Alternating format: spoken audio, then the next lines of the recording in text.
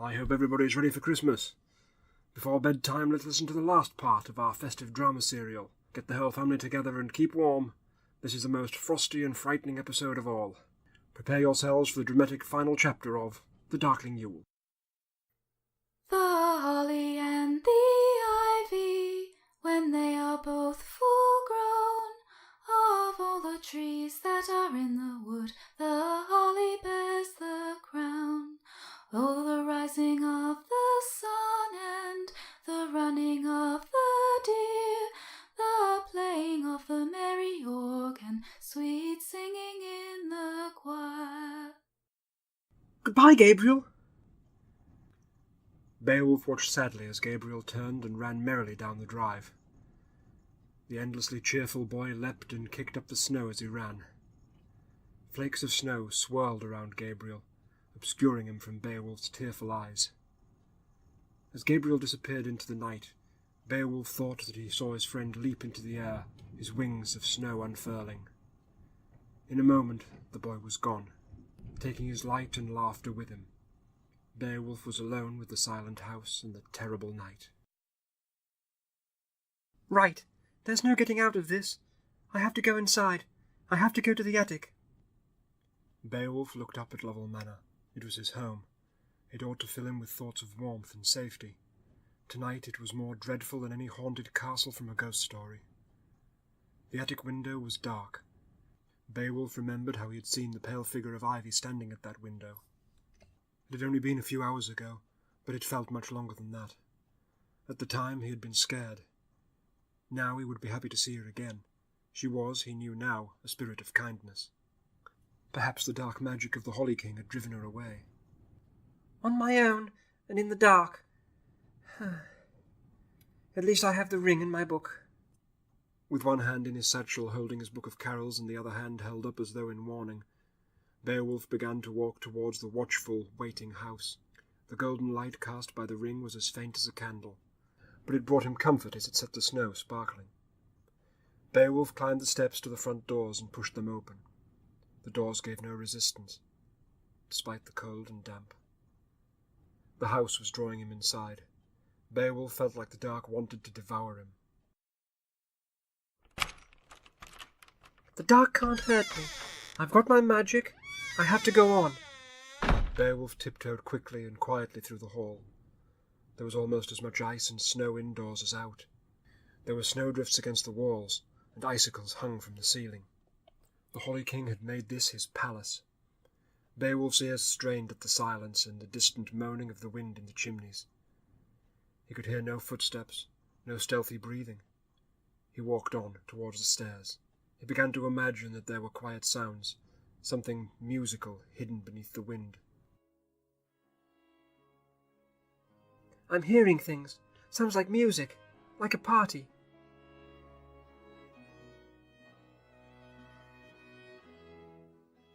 There was indeed the sound of fiddles playing music for dancing. There was muffled conversation and laughter. What am I hearing? That can't be real.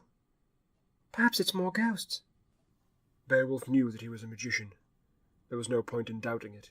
He knew too that he was not hearing the sound of his enemies. Not quite. He was hearing sounds from long ago. There had been a ball here. There had been a great celebration with music, dancing, and games. One of the games had begun with light hearts and laughter. It had soon turned to creeping fear and frantic shouting. He'll never find me. Ivy? Are you there? It's me, Beowulf. Can you help me? Ivy did not reply. Her footsteps ran quickly past Beowulf. He saw nothing, but he felt the cold breeze of her passing. The snow on the stairs showed her footprints as they hurried away. Wait! Don't hide, please! As the sounds of Ivy vanished away, new voices echoed through the hall. Beowulf climbed the stairs, following the footprints in the snow. Here come the hunters! Where are you, dear little dear? Beowulf knew he was hearing the past. This was the terrible story of Lovell's lost bride. This was the ancient grief that had given purpose to the Holly King. Ivy! Ivy, my love! We've been searching for hours. You win the game, my love. But you must come out. Please, my love, we're growing frantic. Where is she? This is a poor job. She has been taken. It's all in sport. All got lost forever. There will be no wedding. Ivy, my love, if one of you has taken her, I shall find her. I shall find her. Take her hands off me. My love, my bride. Gone to the shadows. Gone to the night. Last wedding. Weep, my lord. Weep forevermore. Damn you! Damn you all! I shall find her. Find her! Beowulf covered his ears as he ran across the landing. Ivy's footprints had vanished, but he knew where he must go. The old song had told him everything he needed to know. Ivy had gone to the attic, the place that Beowulf had always feared. He would go there himself, even if he had to face every ghost in the hall. Wisps of shadow, moving like smoke or serpents, reached out as though they sought to extinguish the little light of Beowulf's magic ring. He held up his hand in defiance. Stay back! You're just memories. I know where she is. I can find her. I can save her. Come to the shadows, child. No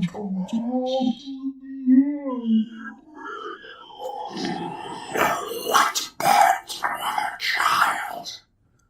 Beowulf could hear the weak, muffled sounds of Ivy. The lid of the chest had been too heavy. She had not realized it until too late.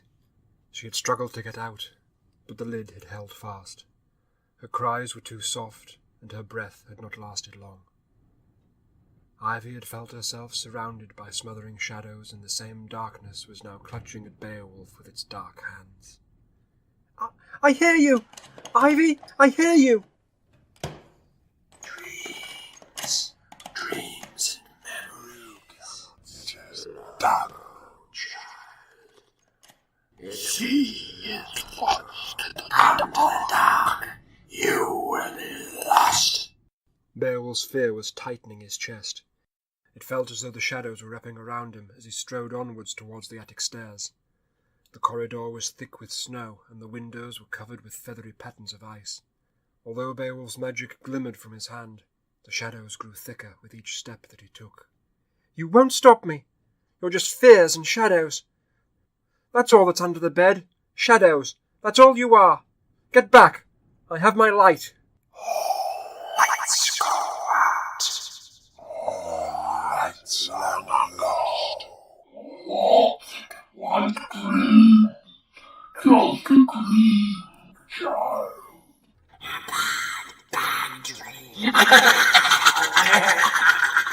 Get away from me! I know where she is. I'll find her. Beowulf began to climb the stairs to the attic. Each footstep was a battle against the cold and the strangling darkness. Beowulf wanted to sing, but he did not have the breath. He held out his hand, the glow shining on the handle of the attic door. This was a place that he had always avoided. He had always known that it was terrible.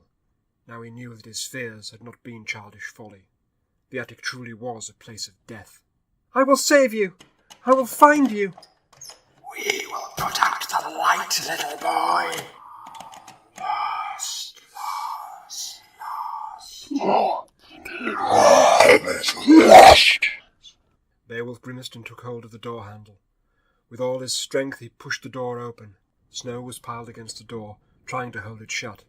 But Beowulf refused to be defeated. He pushed harder, his magic flickering as he willed it to aid him. All is not lost. There is light. There is hope. With a mighty push, Beowulf burst into the attic, and the voices from the darkness became abruptly silent. There were no more cruel words, nor were there cries for help. Hello? I'm here. Ivy? The attic was horribly silent now. Beowulf felt like the shadows were hiding, lying in wait. They were watching him, and they were ready to strike. The attic was filled with old furniture. There were many places for his enemies to hide. Although he was tearful and afraid, Beowulf began to walk through the snow. There were frozen cobwebs that hung like hideous jewels from the rafters. Eyes watched from the dark. Old paintings seemed to leer from the shadows. A rocking horse's mad eye looked at Beowulf from a shadowy corner. "Just old junk and shadows. I have my light. They won't stop me." Beowulf walked onwards towards the attic window. There was an ominous shape in the weak moonlight that came through the frosted glass. A huge trunk lay waiting for Beowulf. It was black and silver. The trunk was still and silent. Beowulf knew that he was looking at the cause of Ivy's doom. Beowulf imagined how afraid she must have felt. Then he thought of her poor husband's grief. This place had been the cause of too much pain and sorrow. Although he knew that he must open the trunk, Beowulf felt horribly afraid. He imagined the trunk as a vile jack-in-the-box, from which would spring all the horrors he had ever imagined. He pictured a skeleton in rags, and dozens of spiders that had given it a veil of cobwebs. If such a thing were to leap out at him, he knew he would go mad with fear. "Scare me if you must, but I will do my duty. Do you hear me? I will set her free. I will put things right." There was no answer to Beowulf's defiant call. There was only the soft moaning of the wind and the silence of the black chest. Beowulf reached down to the rough wood of the heavy lid. He expected the lid to spring open at his touch, but his greatest fear did not come to pass. The reality was worse. "Open! Come on, please!" The lid of the trunk was heavier than Beowulf could believe. The wood and iron would not budge, just as they had not moved for Ivy so many years ago. Beowulf was weeping with frustration as he strained the lid. "I'm not strong enough. I can't." The lid stayed firm, perhaps frozen shut. Too weak, too frightened. Poor little boy without child. The darkness will welcome you." The voices had begun again, and the shadows were rising. The junk behind Beowulf was rustling and creaking. Though he had never been more afraid, Beowulf remembered all that he had learned. He knew that the dark was strong, but a light could drive it back. He knew that the heart of the Holly King was cold, but it feared the warmth. He knew that being a hero was a choice he had to make. "Now, all will be well. Do you hear me? All will be well. Now open this box. I command you. I am Beowulf, and you will do as I say." No, you have no power. "I defied the Holly King. I drove back the wolves. I am Beowulf, and the darkness fears me."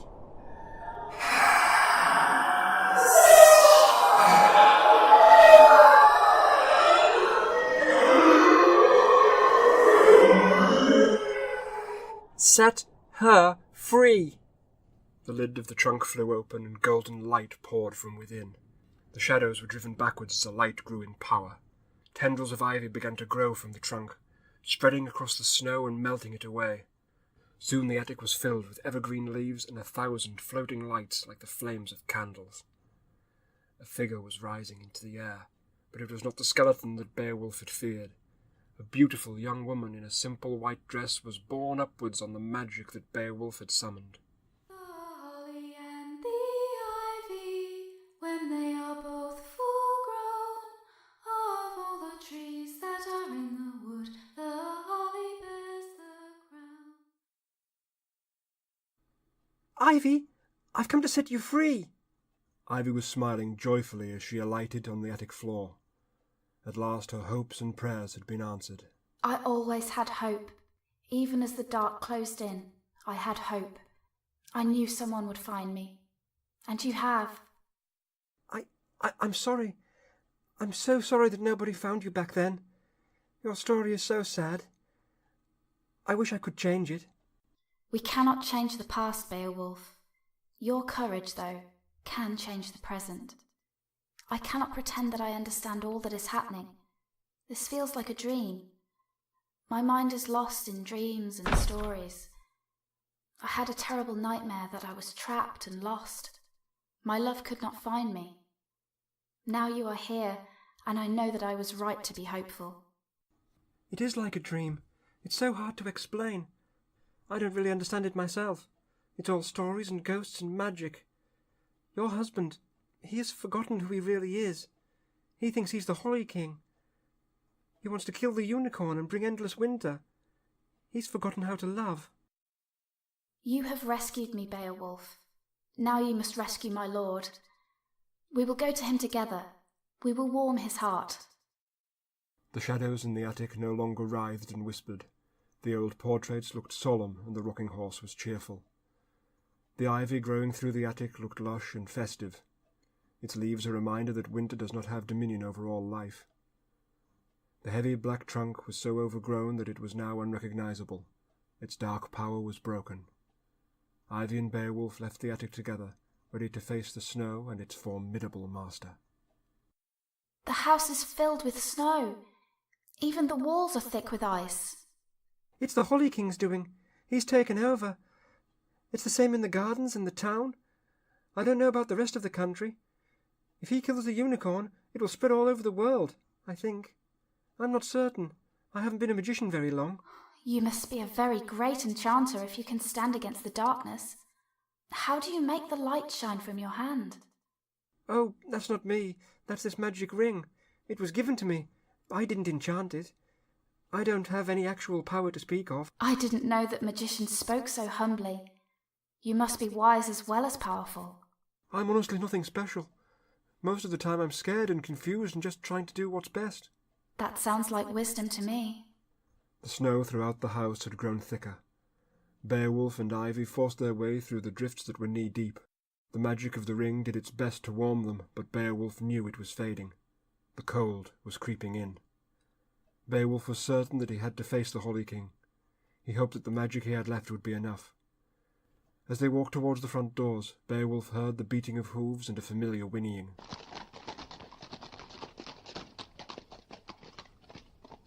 The unicorn! He's outside! Perhaps he'll help us! Perhaps now he'll help us! Beowulf and Ivy ran as well as they could through the deep snow. The doors to the hall were ajar, and they forced their way outside. Standing before the hall, looking full of majesty and fury, the unicorn shone like silver under the moonlight. I found Ivy! Please help us! We need to face him now! We don't have long until dawn!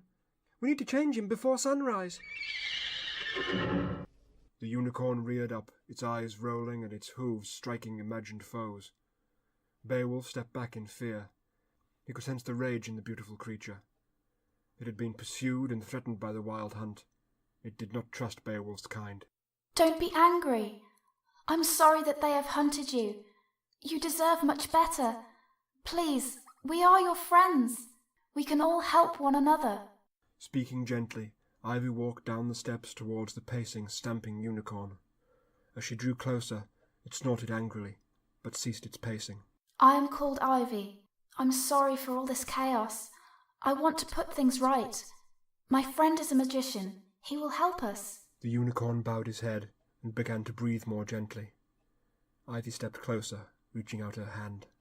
There. Nothing to be afraid of. Beowulf watched in awe. He knew that the unicorn was powerful, but it was a power he did not understand. The creature could have chosen to destroy both of them, but it was bowing its head to meet Ivy's gentle hand. For a moment, Beowulf forgot the Holly King. There was only peace and friendship.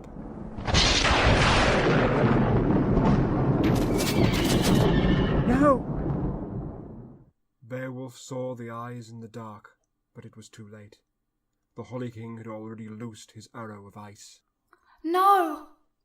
The arrow flew fast and true. The unicorn's heart was pierced, and he fell where he had stood, collapsing in the snow at Ivy's feet. There was no blood from the wound. Hoar frost spread across the unicorn, turning it to a beautiful and terrible sculpture of ice. Beowulf felt his tears freeze on his cheeks, and he knew that he had failed. I must thank you, friends, for bringing that beast to bay. It has been a fine hunt, but now it is over. Soon it will be morning, and we will feast. The sun will rise for the last time. A feast! Devour the sun. Gorge on their hearts. My hounds are hungry, little magician. My lord, you must undo this. You are not a monster. You're a good man. Break this spell. Heal the unicorn, I beg you. The Holly King strode towards Ivy. She cowered in the snow, crouching protectively by the frozen unicorn. I know your face, lady, though I do not know your name. This is a day for celebration. The tyranny of the unicorn is over. There will be no more summer, no more Oak King, no more light. I reign supreme. It is only fitting that a king should have a queen. Come, my lady, we shall celebrate my triumph with a wedding. No, you must break this spell. You have to remember who you are. You're Lord Lovell. You're not the Holly King. Stop this, please. Too much talk is not welcome, my lady. You are promised as my bride. You know that I speak the truth. You are bound to me. No more words of denial. I am your lord, your master, and your king. Ivy tried to open her mouth to speak, but the frozen magic of the Holly King had taken her words. She looked to Beowulf, her eyes filled with sorrow. As for you, little magician, I must thank you for a merry game. I had fine conversation with your wise men, a sporting chase with your lords, and a rousing battle with your warriors. Did you think the town waits would hold me? They have bowed the knee, little magician. All must acknowledge my dominion. Choose, boy. Will you offer me your fealty? Will you attend my wedding as an honoured guest? Or will you show your foolish defiance until the end? No! Get off me! No! Beowulf struggled in vain as they took his book from him, and a strong hand clamped over his mouth. He saw Ivy take the Holly King's hand. Her eyes were white with frost and her face empty of all expression. She was as frozen as her lord's heart. Beowulf sobbed and struggled uselessly as the hunters took him to the cellar. He had conquered his fear of the attic's darkness, but the cellar was still there, filled with unbroken shadows. Beowulf writhed against his captors, but they soon carried him down the icy steps and threw him on the frozen floor. No! Please don't leave me in the dark! I'm sorry! Please! I didn't know it would end like this! I don't want to be in the dark! The hunters chuckled at Beowulf's hopeless cries as they climbed the stone steps and shut the door. The darkness was complete. Help! Someone help! Eve! Lords! Ladies! Someone help me! Nobody heard Beowulf's desperate screams. He scrambled up the steps and beat against the door, but it held fast. No light showed. The house had filled with ice. Beowulf sat on the steps and sobbed. He could see nothing. The only sound was his own sorrow. This isn't right. None of this should have happened. I know I wanted magic, but this isn't fair. Just a boy. Beowulf sank into his despair. He did not understand how magic could be so terrible. He had wanted spells and unicorns and flights through the night sky, but he had not wanted this dreadful grief. It was not right that his simple mistake of wishing too hard for magic should be punished so cruelly. He thought of Ivy. She had made a simple mistake while playing a game and had been trapped in the dark. Lord Lovell had failed to find his bride, and he had faced a lifetime of grief and regret. None of it was fair. Now it all ends with darkness, sorrow and frost forever. Beowulf blinked his eyes at the dark. There was no light. This must have been how Ivy had felt before the end. His heart swelled with pity for her. Then he thought of Lovell and his aching grief. Lovell's life had been as terrible as Ivy's death. Their love should have been rekindled, not devoured by the cold. I would have helped them. I didn't know what to do. I should have used my magic, I suppose. Beowulf remembered his book of carols and the warmth it had brought to him. Thinking of the last carol that he had seen, Beowulf began to sing in the darkness. Adam lay by often bounden in a bond. 4,000 winter thought he not too long, but all was for an apple that he took, as clerk as find and written in their book. Nay, had the apple taken been, the apple taken been, nay, had no lady been heaven a queen.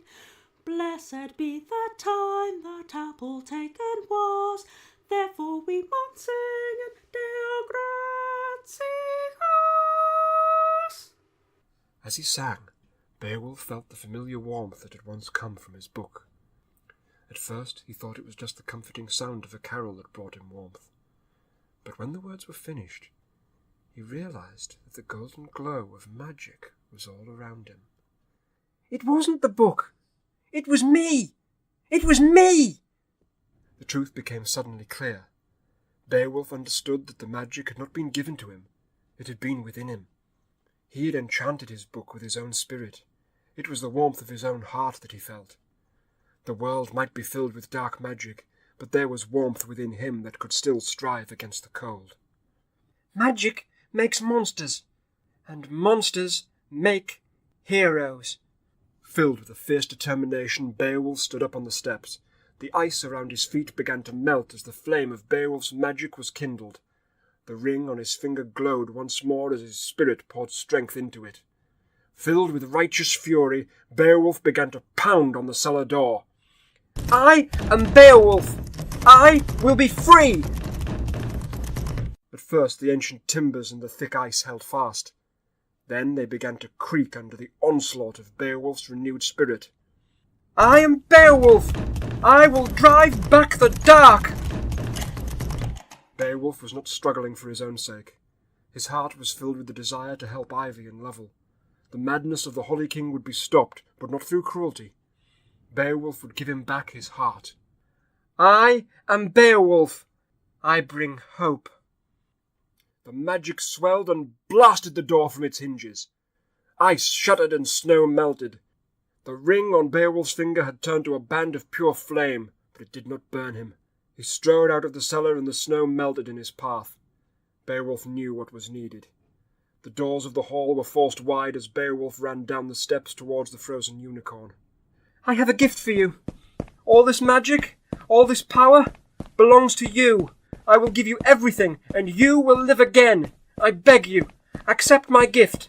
Beowulf dropped to his knees by the unicorn's bowed head. He pulled the ring from his finger, the gold blazing with light. Beowulf touched the metal against the unicorn's horn and watched in delight as the ring melted and became one with the twisting ivory. Gold veins flowed down the spiralling horn and swept through the frozen creature.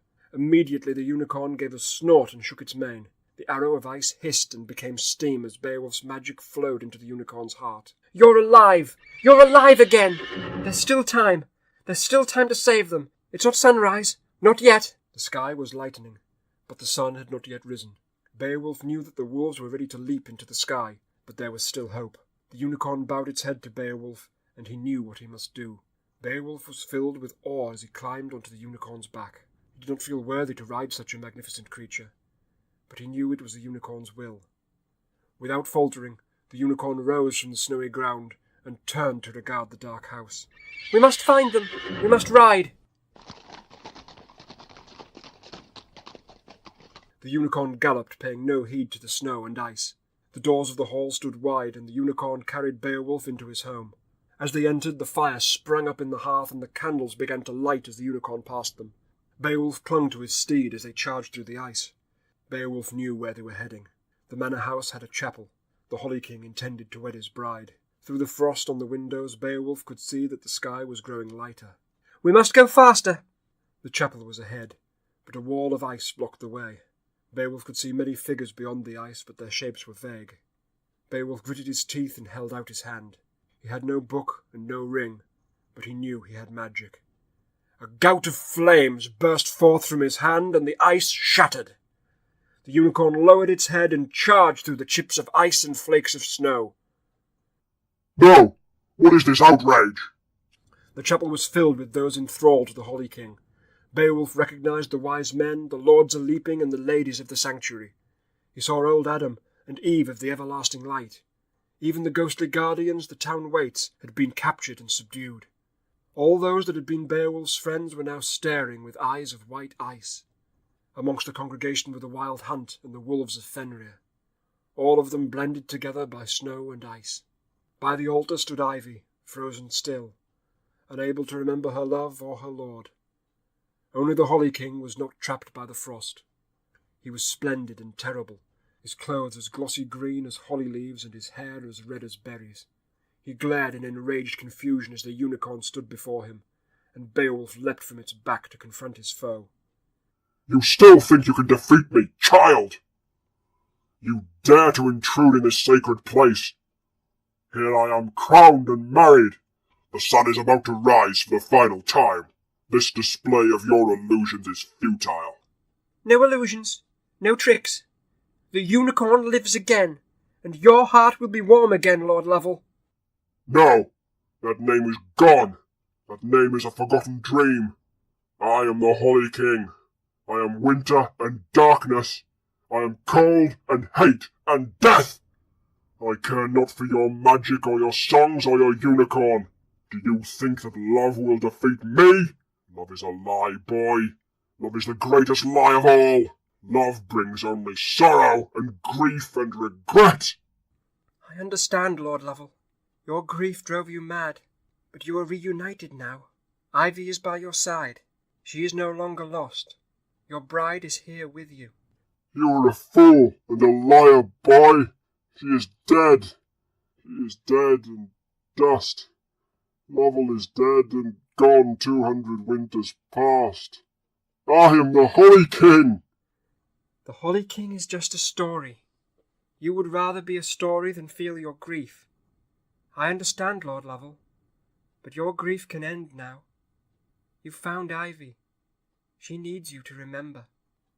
For a moment, Beowulf saw deep sadness in the fiery eyes of the Holly King.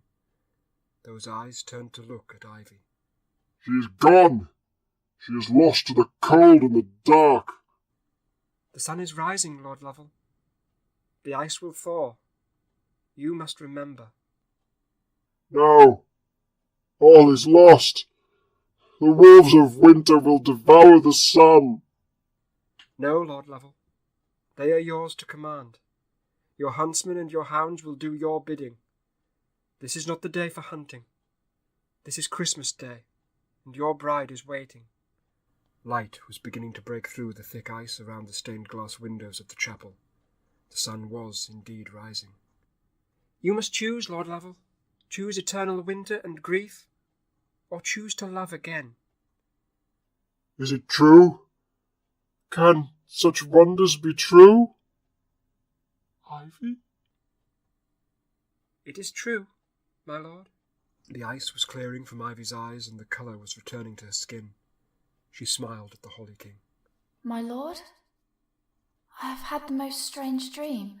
I know your face, and I think that I should know your voice. Forgive me, my lady, for I am not truly myself. Let me sing to you, my lord. You will remember yourself if I sing. The holly and the ivy, when they are both full grown, of all the trees that are in the wood, the holly bears the crown. All will be well. All will be well.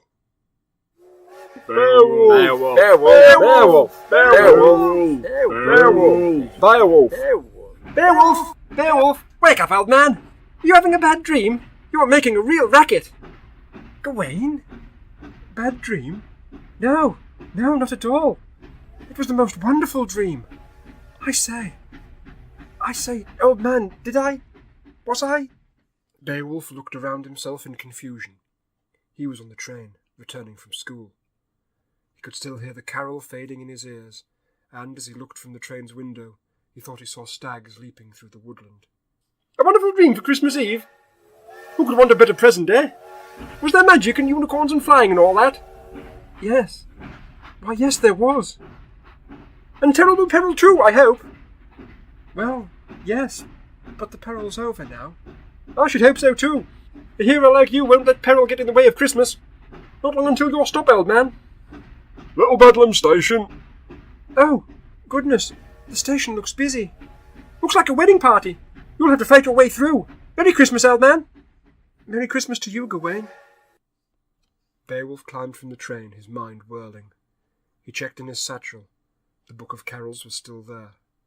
It no longer glowed with magic, but it still held the wonders and mystery that Beowulf adored. He looked at his hand. There was no magic ring. Perhaps it had all been a dream. Careful, young shaver! All rather crowded round here, what? Oh, I'm sorry. Wait a minute. Lord Hart? Well done, young man. Well done indeed. Is the ring back in the sanctuary? I don't quite understand. If it's Christmas Eve, will I have to do it all again? That's magic, my dear old thing. Never makes a shred of sense. I wouldn't have it any other way. Now then, we must get aboard this train and be on our way. Wedding party to get to. All aboard! Oh, Merry Christmas. Merry Christmas, Beowulf. Amongst the throng of passengers boarding the train, Beowulf saw many of his old friends. There were 3 school teachers laden with books, all of whom nodded as they passed. A cheeky-looking boy dashed past and gave Beowulf a cheerful grin as he leapt aboard the train. Finally, a tall man with red hair and a beautiful woman with black hair and dark eyes stepped up to the train. It was clear they were newlyweds. Merry Christmas, young hero. Merry Christmas. Merry Christmas to both of you. Congratulations. Still half lost in his dreams and magic, Beowulf saw that his parents were hurrying over, waving happily to him. Mother, Father, I'm so happy to see you. Merry Christmas. Merry Christmas, everyone. The train was filled with joyful people. It looked as though they were all singing. Beowulf beamed with joy and embraced his parents. It was Christmas Eve, and all would be well. Merry Christmas, everyone.